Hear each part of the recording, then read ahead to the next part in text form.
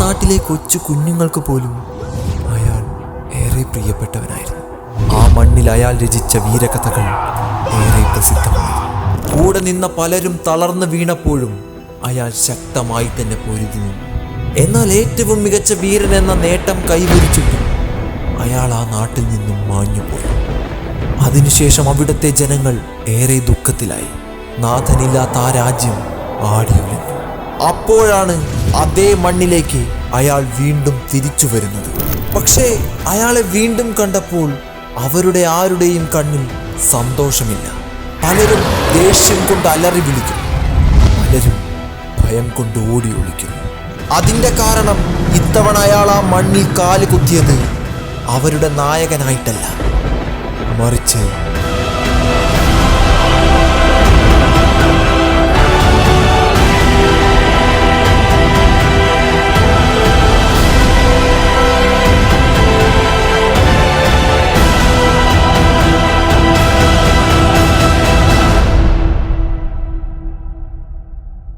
കുറെ ഊളുകൾ കഴിഞ്ഞ വീഡിയോയിൽ താടി മീശയൊക്കെ ഷേവ് ചെയ്തപ്പോ കളിയാക്കി. ഫസ്റ്റ് മാച്ച് തോറ്റു, ഈ ടീമിന് കപ്പ് കിട്ടില്ല, പിന്നെ എന്തിനു വേണ്ടി നീ ഇതൊക്കെ ചെയ്തു എന്ന് ചോദിച്ചിട്ട് വന്നടാ താടി മീശയൊക്കെ തിരിച്ചു വന്നടാ. പക്ഷെ കപ്പ് മാത്രം വന്നില്ല എന്നുള്ളത് ശരിയാണ്. എന്നാലും അതിനിവിടെ പ്രസക്തിയില്ല. കാരണം നമ്മൾ ആദ്യ മത്സരം പരാജയപ്പെട്ടു. Nobody but Kerala Blasters fans after their first match defeat. Myth. ആദ്യ കളി തോറ്റി അതിനെ കപ്പടിക്കുന്നുള്ളത് വെറും മിത്താണെന്ന് തലച്ചോറ് പറഞ്ഞാലും അങ്ങനല്ല എന്ന് സ്വയം പറഞ്ഞ് വിശ്വസിക്കും. കാരണം ആകെയുള്ള പ്രതീക്ഷ അതൊക്കെ തന്നെ ഉള്ളൂ. ഓക്കെ, ആദ്യ മത്സരത്തിൽ തോൽവിക്ക് ശേഷം കേരള ബ്ലാസ്റ്റേഴ്സ് തങ്ങളുടെ രണ്ടാമത്തെ മത്സരത്തിൽ ഇറങ്ങാൻ പോവാണ് against east Bengal FC in Kochi again. ഈ സീസണിലെ east Bengal FCയുടെ most attracting point എന്ന് പറയുന്നത് ദിമിത്രിയോസ് ഡയമൻഡക്കോസ് തന്നെയാണ്. കഴിഞ്ഞ 2 സീസണിലെ ബ്ലാസ്റ്റേഴ്സിന്റെ ഏറ്റവും പ്രധാന താരമായിരുന്ന, കഴിഞ്ഞ സീസണിലെ ഇന്ത്യൻ സൂപ്പർ ലീഗിലെ തന്നെ ഏറ്റവും കൂടുതൽ ഗോളുകൾ അടിച്ചുകൂട്ടി ഗോൾഡൻ ബൂട്ട് വിന്നറായ ദിമിത്രിയോസ് ഡയമൻഡക്കോസിനെ വളരെ സ്വാഭാവികമായിട്ട് കേരള ബ്ലാസ്റ്റേഴ്സ് ഒഴിവാക്കി. എന്തുകൊണ്ട് നിലനിർത്തിയില്ല എന്ന ചോദ്യം വേണ്ട. ഇതിലെ കിടിലൻ ട്വിസ്റ്റ് എന്താണെന്ന് വെച്ചാൽ കേരള ബ്ലാസ്റ്റേഴ്സ് വിട്ട ശേഷം പുള്ളി ഇന്ത്യ വിട്ടില്ല, നേരെ ഈസ്റ്റ് ബംഗാളിൽ കയറി. ശുഭം. So he is coming back to Kochi with East Bengal team. രണ്ടാമത്തെ most attracting point is Jeakson Singh. യങ്സ്റ്റേഴ്സിനെ നമ്മൾ വളർത്തിക്കൊണ്ടുവന്ന് ഒഴിവാക്കാൻ പറ്റാത്ത അത്രത്തോളം മികച്ച കളിക്കാരാക്കിയ ശേഷം ഒഴിവാക്കും. നമ്മളോടെ കളി. ജീക്സൺ ഇല്ലാത്ത മധ്യനിര കപ്പിത്താൻ ഇല്ലാത്ത കപ്പൽ പോലെയാണെന്ന് ഏതൊക്കെ യൂട്യൂബർ തെണ്ടികൾ പറഞ്ഞ് നടന്നിരുന്നു. ഒരു റോങ്ങും ഇല്ല, സംഭവം സത്യമാണ്. കാരണം ജീക്സൺ പോയതിന്റെ വിടവ് നമുക്ക് വ്യക്തമായി കാണാമായി. അങ്ങനെ കൂടെ നിന്നവരൊക്കെ എതിരാളി കുപ്പായത്തിൽ ഇറങ്ങുന്ന മത്സരം. കഴിഞ്ഞ മത്സരത്തിൽ കേരള ബ്ലാസ്റ്റേഴ്സ് മാത്രമായിരുന്നില്ല, ഈസ്റ്റ് ബംഗാളും ബാംഗ്ലൂർ FCയോട് 1 ഗോളിന് പരാജയപ്പെട്ടിരുന്നു. സോ ബോത്ത് ടീംസ് ആർ തോറ്റിട്ടാണ് വരുന്നത്.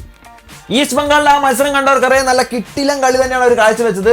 ലക്ഷ്യം കുറച്ച് റോങ് ആണെങ്കിലും ബോക്സിന് പുറത്ത് നിന്നൊക്കെ അടിയോടടിയായിരുന്നു. ഈസ്റ്റ് ബംഗാളിന്റെയും ഡിഫൻസ് വളരെ സ്ട്രോങ് ആയിട്ടാണ് ഫീൽ ചെയ്തിട്ടുണ്ടായിരുന്നത്. കാരണം എതിരാളികളെ അത്ര പെട്ടെന്നൊന്നും ബോക്സിനകത്തേക്ക് ഇടിച്ച് കയറ്റി വിടാൻ അവർ സമ്മതിക്കുന്നുണ്ടായിരുന്നില്ല. കഴിഞ്ഞ മത്സരത്തിൽ അവർ 4-3-3 എന്ന് പറയുന്ന ഫോർമേഷനാണ് ഫോളോ ചെയ്തത്. അതുകൊണ്ട് തന്നെ സ്ട്രൈക്കിംഗ് പൊസിഷനിൽ ദിമിത്രിയോസിനെ മാത്രം എക്സ്പെക്ട് ചെയ്തിട്ടാണ് കളി മുന്നോട്ട് പോയത്. ക്ലേറ്റനും മാധി തലാലൊക്കെ സെക്കൻഡ് ഹാഫിലാണ് ഇറങ്ങിയത്. അപ്പോഴേക്കും ദിമിത്രിയോസിനെ കയറ്റിയിരുന്നു. സോ ബേസിക്കലി ക്ലേറ്റൻ സിൽവിയും ദിമിത്രിയോസും ആദ്യ ലെവലിൽ സ്റ്റാർട്ട് ചെയ്ത് കഴിഞ്ഞാൽ east Bengal FC extremely strong ആയിരിക്കും. അതുപോലെ തന്നെ ഭയക്കേണ്ട മറ്റൊരു പേരാണ് നോറം മഹേഷ് സിംഗ്. കഴിഞ്ഞ സീസണിൽ മഹേഷ് കേരള ബ്ലാസ്റ്റേഴ്സിനെതിരെ അറഞ്ചം ഗോളുകൾ അടിച്ച് സെലിബ്രേറ്റ് ചെയ്യാതെ റെസ്പെക്ട് ഒക്കെ ഏൺ ചെയ്തിരുന്നു. അത് ഈ മത്സരത്തിൽ നമുക്ക് പ്രതീക്ഷിക്കാം. Another most interesting point is പുള്ളിയും ബ്ലാസ്റ്റേഴ്സിന്റെ താരമായിരുന്നു, വിട്ട് കളഞ്ഞാണ്.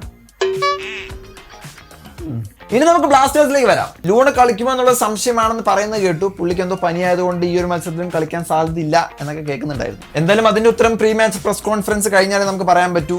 അങ്ങനെ അറിഞ്ഞു കഴിഞ്ഞാൽ ഞാനത് കമന്റിൽ പിൻ ചെയ്തിട്ടിടാം. കഴിഞ്ഞ മത്സരത്തിൽ 4-2-3-1 എന്ന് പറയുന്ന ഫോർമേഷൻ സ്റ്റാർട്ട് ചെയ്ത് പിന്നെ 4-4-2 ആയിട്ടൊക്കെയാണ് ബ്ലാസ്റ്റേഴ്സ് കളിച്ചത്. And that way of game was utter failure. So obviously Mikael Stahre അടുത്ത മത്സരത്തിൽ അഴിച്ചു പണികൾ നടത്തുമായിരിക്കും. ഇവാൻ വുക്കോമാനോവിച്ചുമായിട്ട് കമ്പയർ ചെയ്യുമ്പോൾ മിക്കേൽ സ്റ്റാറെ കുറച്ചുകൂടെ ഏർലി സബ്സ്റ്റിറ്റ്യൂഷനുകൾ നടത്തുന്നുണ്ട് എന്നുള്ളത് തന്നെയാണ് ഒരു പോസിറ്റീവ് വശം. അതുകൊണ്ട് തന്നെ ജീസസ് ജിമിനസ് ആദ്യ മത്സരത്തിൽ സ്റ്റാർട്ട് ചെയ്യണമെന്നൊരു അഭിപ്രായമില്ല. ഒരു ഗെയിം ചേഞ്ചിങ് ബെഞ്ച് സ്ട്രെങ്ത് നമുക്ക് ആവശ്യമുള്ളത് കൊണ്ട് തന്നെ സെക്കൻഡ് ഹാഫിൽ പുള്ളി ഇറങ്ങുന്നതായിരിക്കും കുറച്ചുകൂടെ നല്ലത്. ഈ ഒരു മത്സരം പരാജയപ്പെട്ടാലും മുന്നോട്ട് പോകുന്നതിൽ വലിയ പ്രശ്നമൊന്നുമില്ല. പക്ഷെ പ്രതീക്ഷയോടെ കാത്തു നിൽക്കുന്ന ആരാധകരുടെ നെഞ്ചത്ത് ഒരാണി കൂടെ തറക്കപ്പെടുമെന്ന് മാത്രം. ഈ ഒരു വീഡിയോക്ക് ഞാൻ ഒരു ഔട്ട്രോ പ്ലാൻ ചെയ്ത് വെച്ചിട്ടുണ്ടായിരുന്നു. പക്ഷെ ഞാനത് എടുത്തില്ല. കാരണം ചില കാര്യങ്ങൾ സംഭവിച്ചില്ല. അത് സംഭവിക്കുകയാണെങ്കിൽ അടുത്ത വീഡിയോയ്ക്ക് നമുക്കത് ഇൻട്രോ ആയിട്ട് യൂസ് ചെയ്യാം.